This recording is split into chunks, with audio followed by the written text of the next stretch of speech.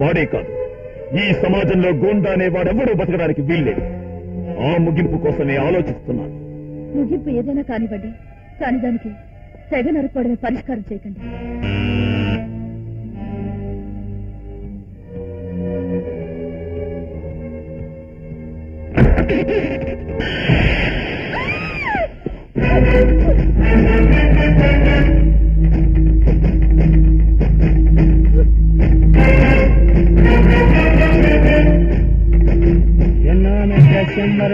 शन्नो भवत्पर्यमाश्यन्नरिन्द्रो बृहस्पतिः त्वमेवं प्रत्यक्षं ब्रह्मासीत् त्वमेवं प्रत्यक्षं ब्रह्म वदिष्यामि. ఎవడ్రా ఇంజనీరు? నేనే సార్. ఏమనుకుంటున్నారా? ఇది మన లేబర్ కాలనీ. అప్పుడే పెచ్చులు పెట్టట ముక్క శంకుస్థాపన చేసే కాలనీ 100 సంవత్సరాలు ఉండాలా? మస్తుగా సిమెంట్ వేసి కట్టు, లేకపోతే నీ రక్తం వేసి కట్టేస్తా.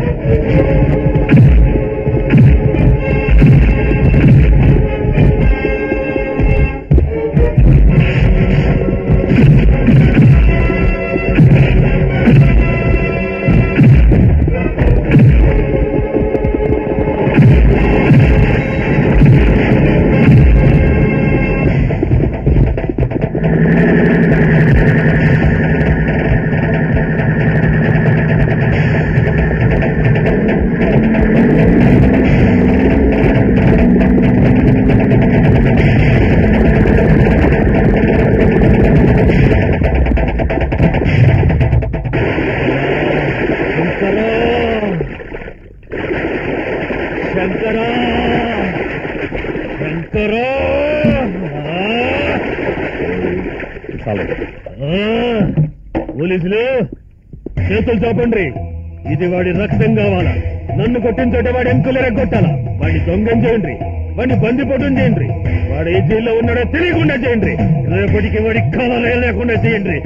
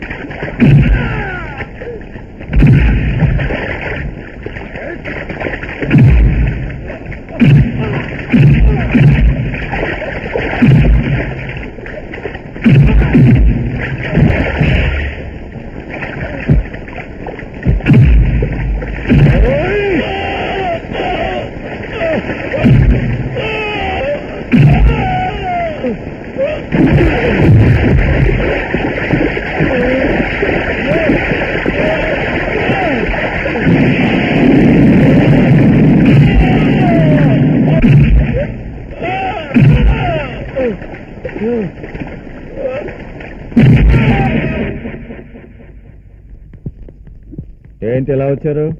మేము విజయ్కి జామీన్ ఇవ్వడానికి వచ్చాం. వాడు రాత్రి డ్యూటీలో ఉన్న నన్నే చంపబోయాడు.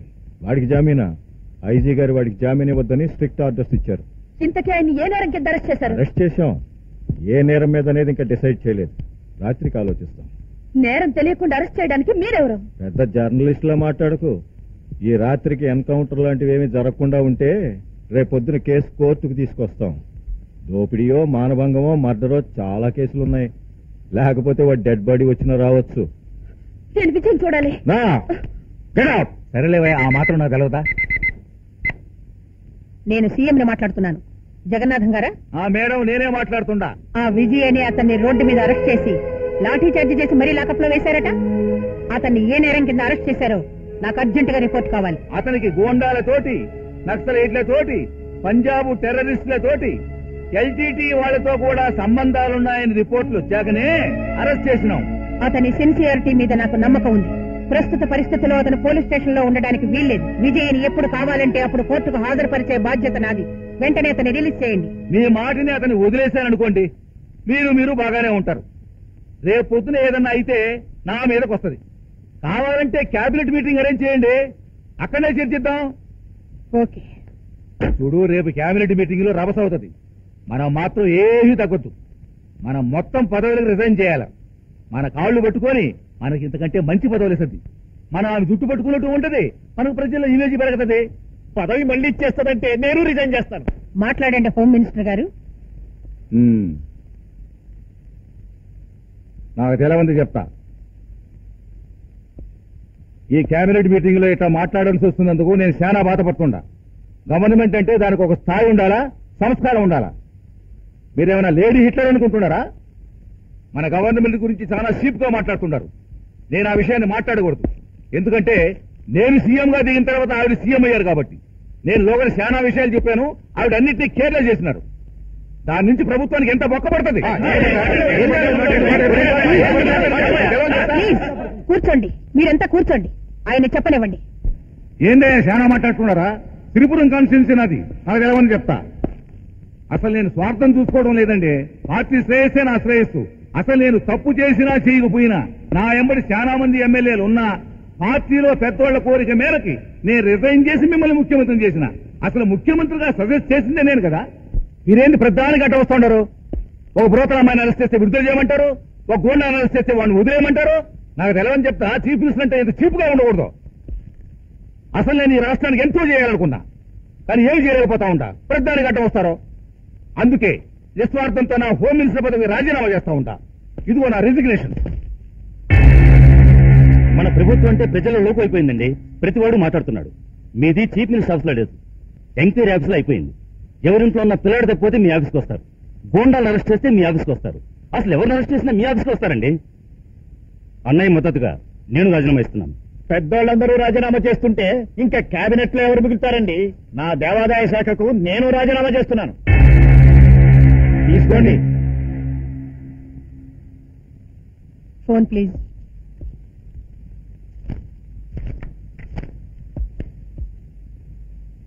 గవర్నర్ గారా? గవర్నర్ గారికి చెప్పినా మేము ఇతరులే లేదంటే ఎవరికి కావాలి పదవా? నేను 3 రిజిగ్నేషన్స్ పంపిస్తున్నాను, యాక్సెప్ట్ చేయండి. అమ్మా తల్లి, అమ్మా, మేము రాజీనామా చేస్తే నువ్వు భయపడి మమ్మల్ని బతివాలి మళ్ళీ పెట్టుకుంటా ఉన్నారు. మేము ఏం చెబితే చేస్తా ఉన్నారు వీళ్ళు. అమ్మా, పొరపాటు అయిపోయింది. ఇలా జరుగుతుంది అనుకోలేదు తల్లి. నాకంటే నాకు ఇచ్చే తల్లి. ఊచకోత కోసేవారి కంటే మీలాంటి ఊసర వెళ్లే ఇంకా డేంజర్. దయచేసి బయటికి వెళ్ళండి. సిరిపురం ఎమ్మెల్యే గారు, మీ దాదాగిరికి చాలు.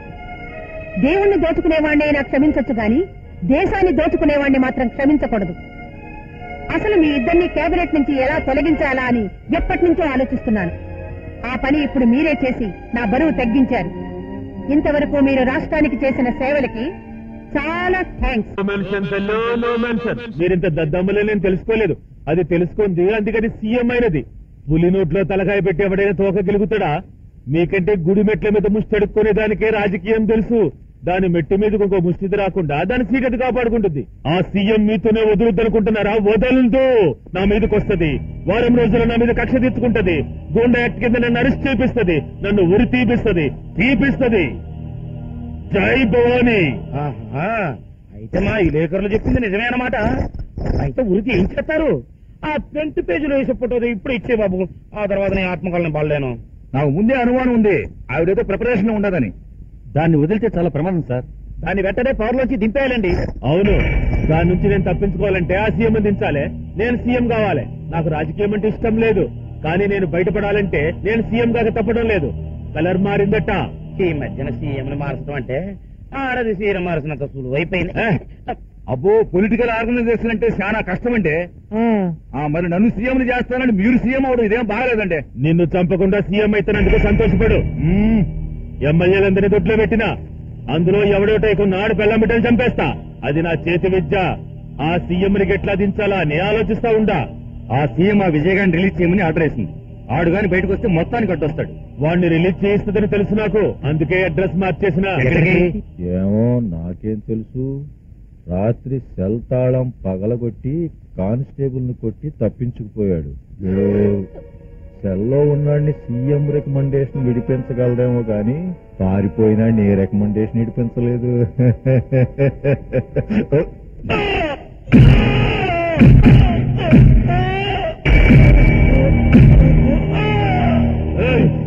ముక్కాన్ని కొడతావురా, ఈ ముక్కాన్ని కొడతావురా.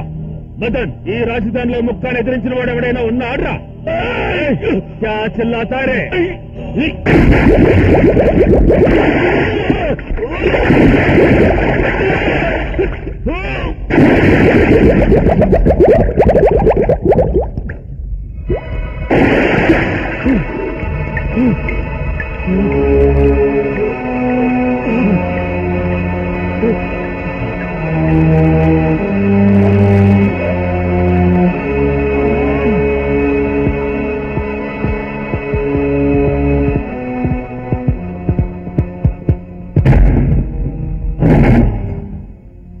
శంకరా, ఎందుకయ్యా ఇంకా పెట్టుకున్నావు? వేసేస్తే పోలే. ఆ కసి తీరొద్దురా. నా కోపం చల్లరిదాకా కొట్టు కొట్టు చంపేస్తానండి. ఆడిని గురించి ఆలోచిస్తారేందిరా? ఆ సీఎంని గట్లా దించాలో ఆలోచించుంటారు. ఆ సీఎంని దించేనికి 6 గంటల పథకం పెట్టినా. 6 గంటల పథకం అసెంబ్లీలో ఎప్పుడు వినలేదే. అవును, ఆంబోతులకు తిని పండేటోళ్ళు మీకేమెరక. నేను చెప్తాను నిండ్రి. రాజధాని 6 గంటలు అల్లకల్లోలం చేపిస్తా. శవాలు గుట్లుగా వేపించేస్తా.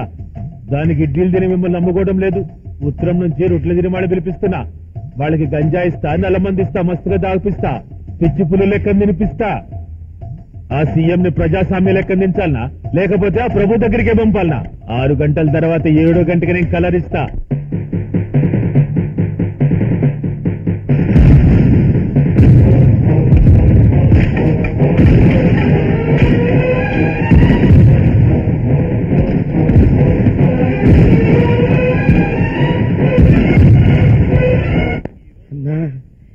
రాష్ట్రం అంతా రావణ కాష్టం లెక్కన కాలిపోతుంది.